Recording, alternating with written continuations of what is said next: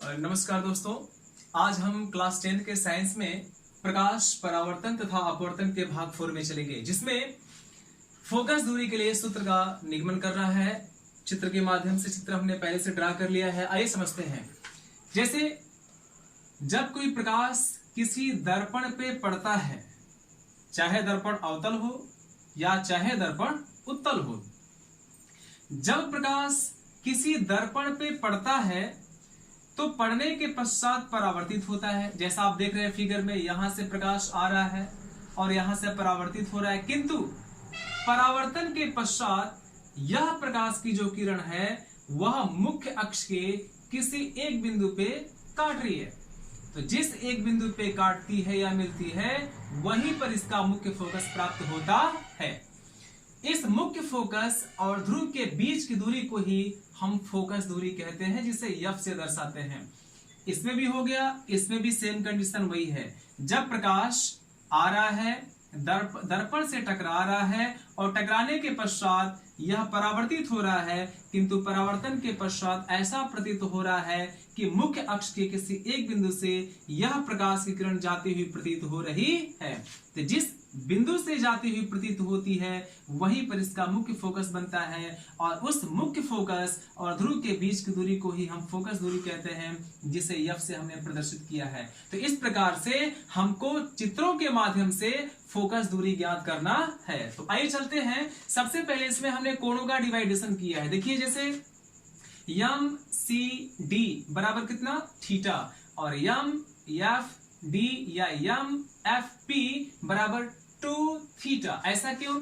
याद रखिएगा, जितना झुकाव अधिक होता है उतना ही कोण कम बनता है, और जितना ही झुकाव कम होता है उतना ही कोण अधिक बनता है। इसका झुकाव ज्यादा है किसकी तुलना में? इसकी तुलना में।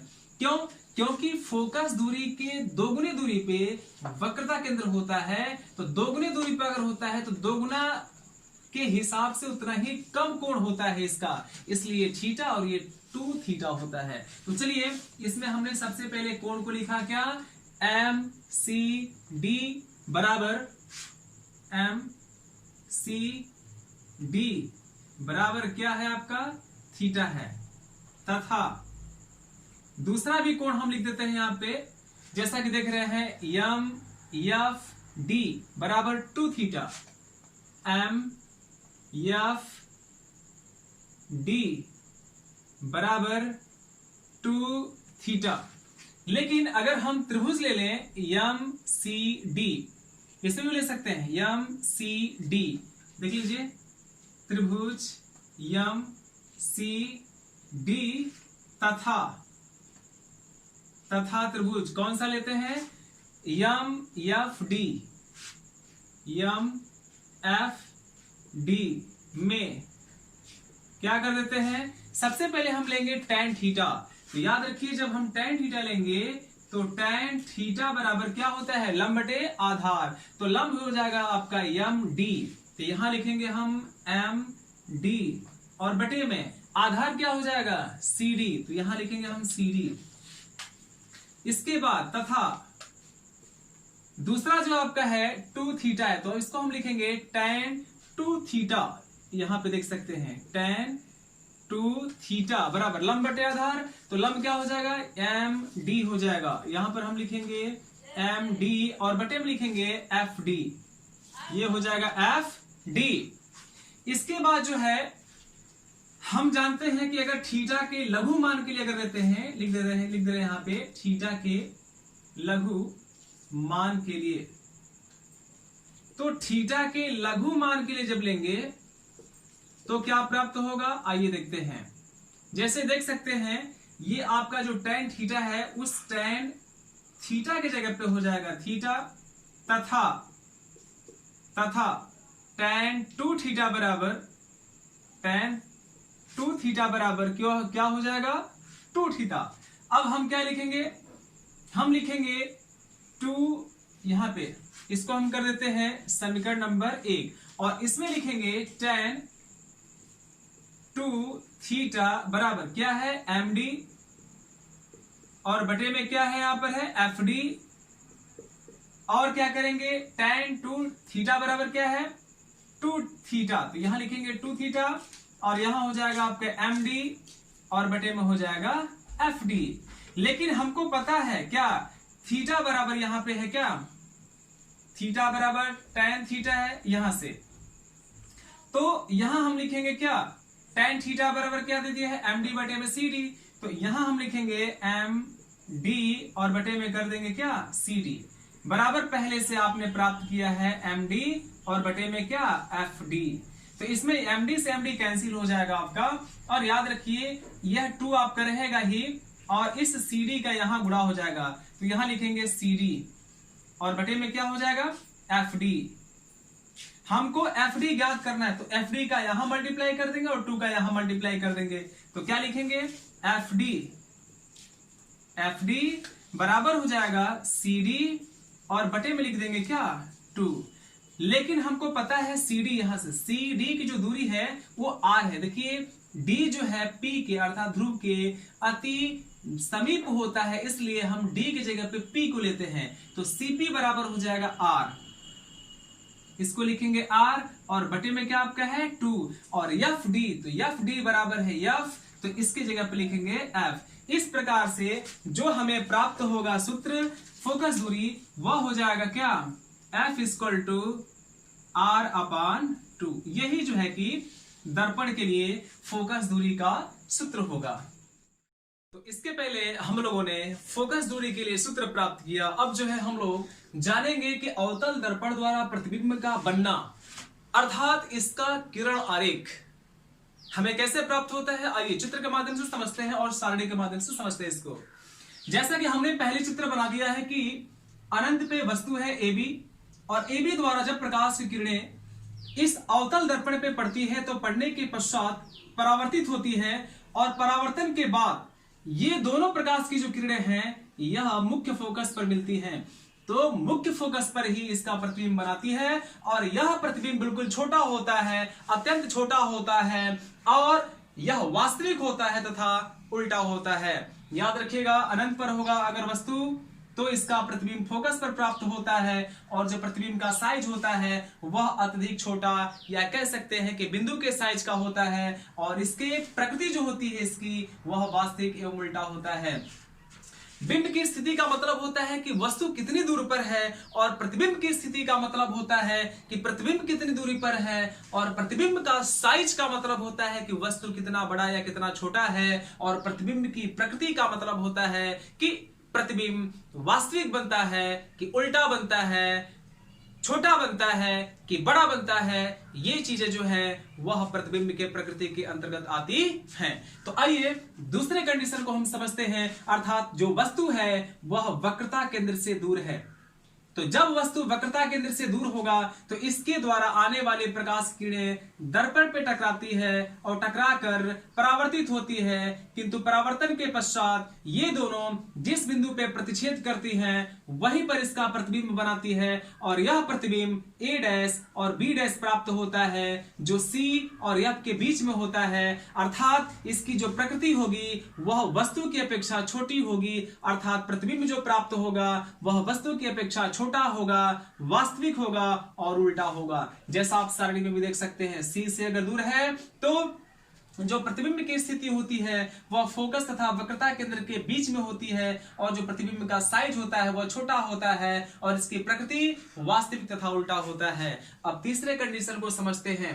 तीसरे कंडीशन में हमने क्या देखा कि एक वस्तु है वह वक्रता केंद्र पर जब वस्तु होगी तो उसके द्वारा आने वाले प्रकाश किरणें जब दर्पण से टकराती हैं तो टकराने के पश्चात परावर्तित होती है, किंतु परावर्तन के पश्चात वे दोनों प्रकाश की किरणें मुख्य फोकस पर मिलती हैं, और जिस फोकस पर मिलती हैं वे फोकस से आगे जाती हैं, और आगे जाने के पश्चात A' और A पर प्रतिच्छेद करती हैं। इस प्रकार कह सकते हैं A' और B' पे प्रतिबिंब बनाती है, और यह जो प्रतिबिंब होता है यह वस्तु के साइज का ही होता है और वास्तविक होता है। तो हम कह सकते हैं कि अगर वस्तु C पर होगा अर्थात वक्रता केंद्र पर होगा तो इसका प्रतिबिंब भी वक्रता केंद्र पर ही प्राप्त होता है तथा वस्तु के साइज का होता है, जिसे हम समान साइज कहते हैं, और जो इसकी प्रकृति होती है वह वास्तविक होता है और उल्टा होता है।